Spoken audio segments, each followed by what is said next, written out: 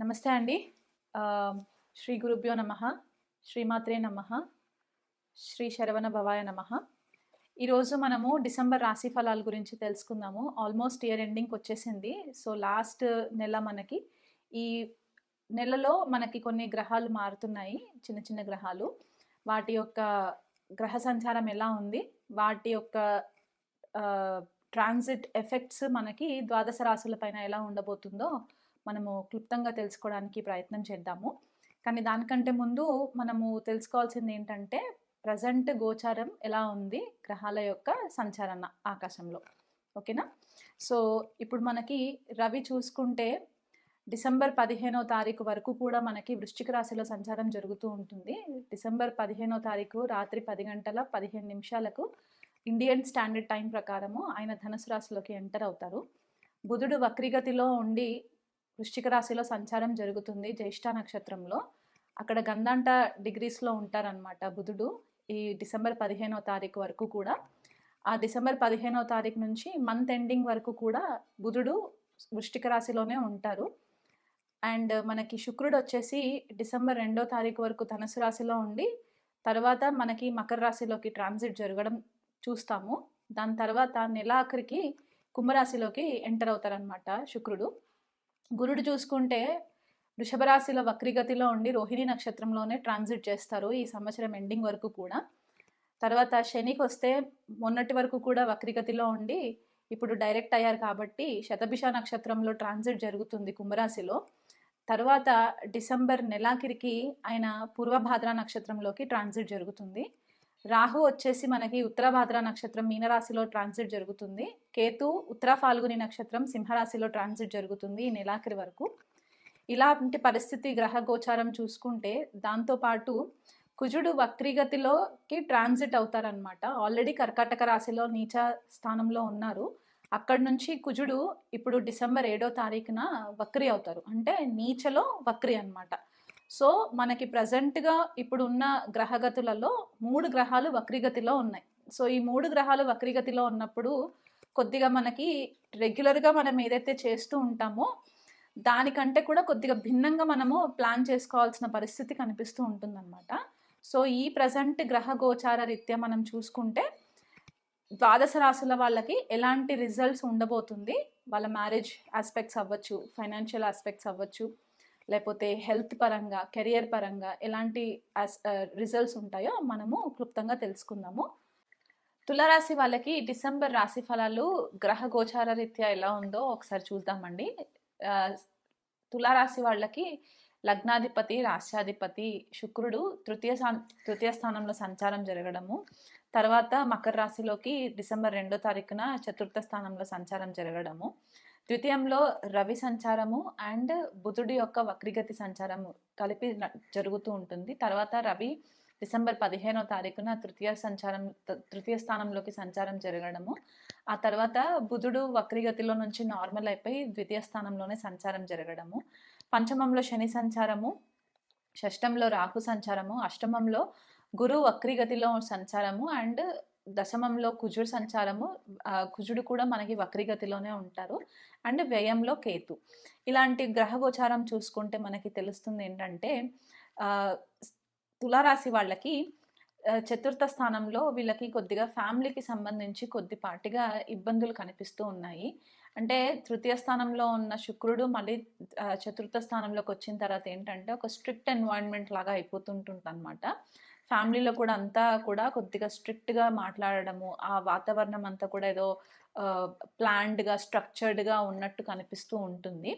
దాని తర్వాత నెలాఖరికి వచ్చేసరికి శుక్రుడు పంచమ స్థానంలోకి ట్రాన్సిషన్ జరుగుతుంది. అక్కడ శనితో కలిసి ఉంటారు కాబట్టి ఇక్కడ ఏమవుతుందంటే అష్టమాధిపతి శుక్రుడు పంచమంలోకి శనితో కలిసి ట్రాన్సిషన్ అయినప్పుడు ఏంటంటే పిల్లలతో మంచి రిలేషన్షిప్ ఏర్పడడానికి ఛాన్సెస్ ఉంటాయి. అంటే పెద్ద వయసులో ఉన్న వాళ్ళకైతే కనుక పిల్లల నుంచి సపోర్ట్ సిస్టమ్ ఒకటి ఎస్టాబ్లిష్ అయ్యడానికి ఛాన్సెస్ ఉన్నాయి.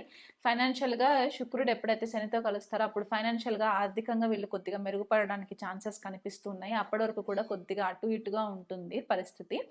అలా కాకుండా రవి ఎప్పుడైతే తృతీయ స్థానంలోకి సంచారం జరుగుతుందో 15వ తారీఖు తర్వాత ధనుసు రాశిలోకి, అప్పుడు ఏం జరుగుతుందంటే వీళ్ళకి వీళ్ళ మనోధైర్యం ఎక్కువ పెరుగుతుంది. అంటే కరేజ్ ఎక్కువ వస్తుందనమాట. నేను ఏదైనా సాధించగలను అనే ఒక పట్టుదల వీళ్ళకి పెరిగే ఛాన్సెస్ కనిపిస్తూ ఉంటాయి. And at the same time వీళ్ళకి కొద్దిపాటిగా ఈగో ఎక్కువ జరిగే ఛాన్సెస్ కనిపిస్తూ ఉంటాయి. ఆ ఈగో వల్ల ఏంటంటే సడన్‌గా ఏదన్నా ఒక మాట అనేయడము, దానివల్ల ఎదుటి వాళ్ళు కొద్దిగా ఇబ్బంది పడడము, లేకపోతే సడన్‌గా ర్యాష్ డెసిషన్స్ తీసుకోవడము, హార్ష్ డెసిషన్స్ తీసుకోవడము, ఇది మనకి కనిపిస్తూ ఉంటుంది. ద్వితీయ స్థానంలో బుధుడు వక్రగతిలో ఉంటారు కాబట్టి ఎలాంటి ఆర్థిక లావాదేవీలు అయితే ఉంటాయో వాటి పట్ల కొద్దిపాటిగా వీళ్ళు కేర్ఫుల్ డెసిషన్స్ తీసుకోవాలి. స్థిరాస్తులు ఏవైనా అమ్మాలి, కొనాలి అని అనుకుంటే కనుక అది ఈ నెల కొద్దిగా వాయిదా వేసుకుంటే మంచిది. ఎందుకంటే బుధుడు రెట్రోలో ఉంటారు. కుజుడు నీచలో ఉండి రెట్రోలో ఉండి చతుర్థ స్థానంని దశమ స్థానంలో నుంచి చూస్తారు కాబట్టి ఈ ఆర్థిక లావాదేవీల దగ్గరకు వచ్చేసరికి కొద్దిగా ఇబ్బందులు ఫేస్ అయ్యే ప్రాబ్లమ్స్ ఉన్నాయి.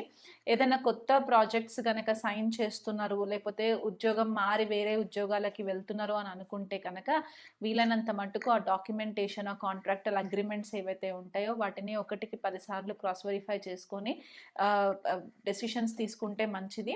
ఎక్కడన్నా సరే చిన్న చిన్న లూప్ హోల్స్ ఉన్నా కూడా దాన్ని పసిగట్టి వాళ్ళతో అంటే మీ మేనేజర్స్తో కానీ ఎవరైతే మీకు డీలింగ్స్ చేస్తారో వాళ్ళతో డిస్కస్ చేసుకోండి.